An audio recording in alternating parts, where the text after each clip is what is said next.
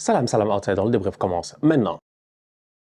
Le Barça l'emporte aujourd'hui sans aucun problème 5-1 à l'extérieur sur le terrain de Majorque. Top performance de la part des Couleurs et entre vous et moi, une performance très importante. Pourquoi? Parce que cette équipe du Barça là, mathématiquement parlant, jusqu'à présent, le Real peut peut-être, vu qu'ils ont 2 matchs en retard sur le Barça, peut peut-être reprendre la tête de la Liga. Donc du coup, le Barça ne pouvait pas se permettre de perdre des points aujourd'hui. Il se devait de prendre les 3 points et c'est ce qu'ils ont fait. Cependant, on va être très sérieux, on va parler de la première mi-temps. On va automatiquement commencer le débrief par la minute ou les minutes. C'est vous qui voyez Ferran Torres. En toute honnêteté, cet enfant-là, moi, je ne le comprends pas. Il est nul.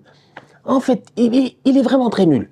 Ferran a joué aujourd'hui. Ferran est titulaire à la place de Robert Lewandowski. Pourquoi? Parce que le calendrier est surchargé. Ce week-end, le Barça va jouer. La semaine prochaine, il y a la Ligue des Champions. Le Barça joue plutôt bien en Ligue des Champions. Donc, ils vont quand même essayer d'assurer cette qualification le plus rapidement possible. Donc, du coup, mettre Lewandowski au repos dans un match face à Majorque, ça fait quand même un tout petit peu de sens. Tu donnes à Ferran Torres sa chance de venir et de s'exprimer. Ce nulard, ce tocard, il joue pendant près de 60 et quelques minutes et tout, sur le terrain, il ne fout absolument rien. Il a claqué un but, allez voir le but. Il a claqué un but, allez voir le but. Cafouillage, bordel, dégagement, ballon contré. Lui-même, quand il a frappé, le ballon a fait ping-pong à gauche et à droite. Le but de Ferran lui-même, il n'est pas clair, en toute honnêteté. Même son but, il est douteux. Mis à part cela, la première mi-temps de Ferran Torres est une première mi-temps qui est quand même décourageante. Aujourd'hui, le Barça joue face à Majorque. Majorque essaie, tant bien que mal, de battre le piège du hors-jeu du Barça. Malheureusement, ça n'a pas fonctionné, sauf une fois. Je vais revenir là-dessus. Mais d'un autre côté, pendant que Majorque essaie d'attaquer, pendant que les Moïka, machin, tout ça là sur les côtés, ça va vers l'avant, il y a de l'espace qui se libère. Il y a un Barça qui a l'opportunité le plus souvent de jouer des contre-attaques, des 3 contre 2, des 4 contre 3, je ne sais pas. Le ballon arrive dans les pieds de Ferran, vous-même vous savez, il a raté. Superbe ballon de Baldé. Plat du pied, s'il te plaît, mets-moi un vrai ballon, il ne se gère pas. Bon ballon de Rafinha, il rate le contrôle. Des contrôles de balles constamment ratés. Je ne sais pas, en fait, cet enfant-là, ce qu'il veut. Des contrôles policiers, des contrôles fiscaux, des contrôles douaniers. Il a tout fait, sauf un contrôle de balles. En fait, aujourd'hui, sincèrement, je suis désolé. Le Barça a gagné 5-1, mais j'étais obligé de parler de Ferran Torres parce que quiconque a vu le match a mis beaucoup d'espoir en Ferran. Je pensais que j'allais venir aujourd'hui et j'allais dire top performance de la part du Barça, top performance de la part de Ferran Torres, qui ne s'appelle plus Ferran Torres, mais qui aujourd'hui s'appelle Ferrandowski. Je pensais que j'allais l'appeler Ferrandowski. Mais il n'a rien dans Lewandowski. Franchement, un attaquant qui est impertinent. Mais Ferran, aujourd'hui, le nombre de bons ballons qu'on lui a donné, le nombre de contrôles ratés qu'il a fait dans la surface de réparation, le nombre d'approximations qu'il a eu pendant les 45 premières minutes, moi, personnellement, c'était quand même pour moi décourageant. Donc du coup, le Barça peut mener 2-0, peut mener 3-0, peut espérer peut-être mettre plus qu'un but, mais ce n'est pas le cas. Pourquoi? Parce que Ferran ne se gère pas. Heureusement qu'en deuxième mi-temps, tout a changé. Et en deuxième mi-temps, ça a changé. Pourquoi? Parce que depuis le début de la saison, il y a un mec, quand il n'est pas titulaire, l'équipe ne gagne pas. C'est Lamine Yamal, nous tous on sait. Quand Yamal n'est pas titulaire, l'équipe ne gagne pas. Aujourd'hui, il est de retour en tant que titulaire. L'équipe a gagné. La première mi-temps de Yamal, elle est quand même un tout petit peu stressante, tu comprends pas. À un moment donné, il a un très bon ballon, je pense, de Rafinha. Il rate complètement sa frappe pied gauche. Tu vois un Yamal qui n'a pas encore peut-être pris le rythme. Tu vois un Yamal aussi qui, de temps en temps, tu le vois, tu as l'impression qu'il est nonchalant. Le match ne l'intéresse pas. En fait, ce boy-là, il a les mêmes attitudes que Messi. Il a des attitudes à la Messi. Il joue des matchs, tu as l'impression que le match ne l'intéresse pas. En deuxième mi-temps, il accélère, il change complètement la dynamique du jeu. Ça, c'est un joueur de football. Les extérieurs, s'il vous plaît. En fait, il y avait un temps, c'était Luka Modric. Aujourd'hui, c'est Lamine Yamal. L'extérieur lui appartient. La manière à laquelle il délivre des passes décisives de l'extérieur, la facilité avec laquelle ces ballons ont l'air lents. Il donne le ballon, tu as l'impression que c'est lent. Tu as l'impression que le défenseur peut l'arrêter, mais ils ne peuvent pas. Pourquoi? Parce que le boy, il a tout calculé. Les angles, tout est bien calculé. Superbe ballon de Lamine Yamal aujourd'hui. C'est lui qui fait le jeu sur le côté droit. C'est lui qui crée 2 buts de la part du Barça. C'est lui qui décante ce match-là et qui permet au Barça de se mettre quand même à l'abri. Il est à saluer. Il est trop fort. Il est trop fort. Ça, c'est un joueur de foot. Mais à côté de ta Ferran, tu comprends pas. Mais Ferran, des fois, je m'assois, je me dis Ferran. Mais Ferran, c'est peut-être le numéro 7 le plus nul de tous les numéros 7 de l'histoire du Barça. Il est incroyablement faible. Aujourd'hui, regarde le match de Rafinha. Regarde les courses de Rafinha, regarde comment l'activité de Rafinha, regarde le pressing de Rafinha, comment Rafinha essaie constamment d'intercepter les passes des défenseurs de Mallorca. Regarde l'activité de Rafinha.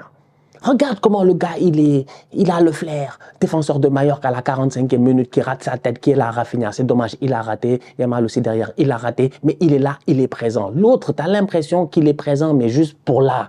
On lui donne de ballon, il ne sert à rien. Je suis désolé. Donc, top performance de la part de Lamine Yamal. Top performance de la part de Rafinha qui a mis un doublé aujourd'hui, notamment son penalty. Lamine Yamal qui va chercher aussi un penalty. Au-delà des passes décisives, il est dangereux. Il est dangereux. Il est très, très dangereux. Il aurait pu marquer aujourd'hui. Malheureusement, il ne s'est pas géré. Mais faut le voir quand même. Moi, j'ai vraiment kiffé ses courses derrière la ligne défensive de Mallorca. J'ai encore plus aimé Dani Olmo au milieu de terrain, dans la manière à laquelle il est en train de faire le lien avec les Casado, les Pedri et les attaquants. C'est Dani Olmo qui descend le ballon, qui se retourne, qui tue 2 joueurs de Mallorca et qui ouvre pour Lamine Yamal. Franchement, cette occasion-là, elle est magnifique. Elle est tout simplement, j'ai envie de dire, c'est le symbole en fait de ce Barça-là quand il va bien. Quand ils vont bien, ils sont très forts. Quand ils vont bien, ils sont très forts. Quand ils sont en confiance, ils sont très forts. Maintenant, le problème, c'est le piège du hors-jeu. Parce qu'on va être très très sérieux. C'est bien, on voit Yamal très fort, il est de retour, tant mieux. J'espère qu'il va, voilà, il va pas rechuter, qu'il continue comme ça. Tu vois, Dani Olmo, s'il n'est pas blessé, il t'apporte des choses, mais vraiment extraordinaires. Bon, Ferran Torres, on est obligé de faire avec, malheureusement. Peut-être qu'un jour, il deviendra Ferrandowski. Mais d'un autre côté, quand tu vois les Rafinha, tout ça, là, tu te dis, mais attends, tout ça c'est bien, parce que c'est une équipe qui normalement marque beaucoup de buts. C'est une équipe qui est capable de mettre plus qu'un but dans un match. C'est une équipe qui se crée même plus qu'une occasion dans un match. Les expected goals sont souvent plus que 1. Donc du coup, tu regardes ça, tu te dis, ok, c'est un Barça qui est offensivement dangereux. Défensivement, ils sont aussi quand même plutôt bons, parce qu'ils prennent des buts sur les erreurs de leur football. Le hors-jeu là, en fait, c'est dur de mettre au Barça des vrais buts.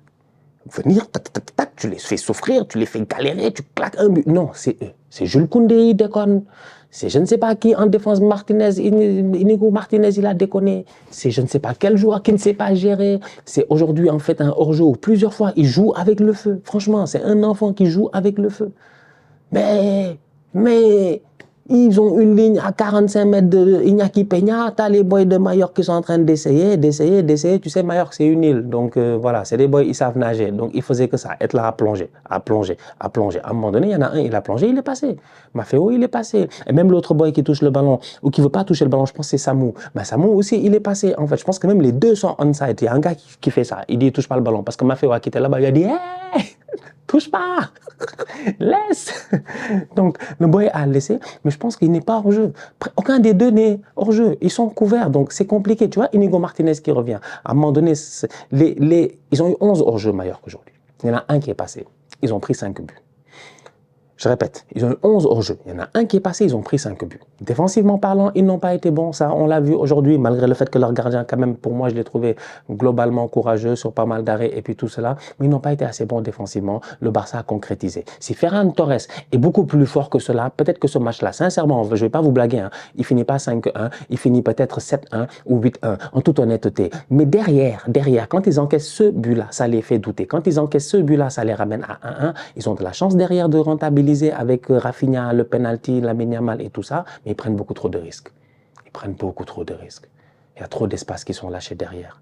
Ils n'ont pas les défenseurs les plus rapides au monde. Inigo Martinez, il ne peut pas rattraper Maffeo. On l'a vu aujourd'hui. Je dis, à part Kobarsi là-bas, il n'y a personne qui est rapide. Jules Koundé va essayer de s'en sortir, mais des fois, il est trop loin.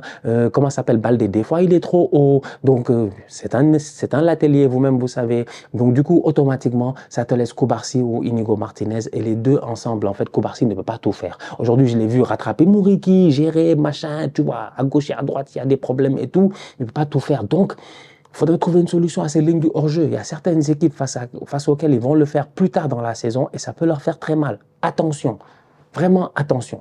Il y a des équipes où 2 fois ils vont pas être hors-jeu, 2 fois ils vont claquer un but, après ils vont mettre le bus. Et tu es foutu. Donc, je sais pas, moi, leur piège du hors-jeu là, je trouve ça intéressant. Globalement parlant, c'est pas mal, mais ça me fait peur. Personnellement, ça me fait quand même assez peur. Donc, voilà. Le Barça a gagné 5-1. Casado...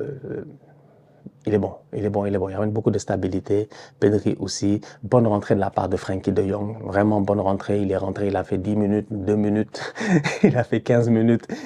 Allez, 17, 18 peut-être si tu rajoutes le temps additionnel. Il a fait un but, une passe décisive. Il a la retombée d'un petit ballon qui traîne et tout. Après, encore une fois, un externe de Yamal. C'est toujours Yamal. Tout, c'est Yamal. Tout ce que tu veux, c'est Yamal. C'est Yamal, il ouvre, c'est Yamal, il ferme.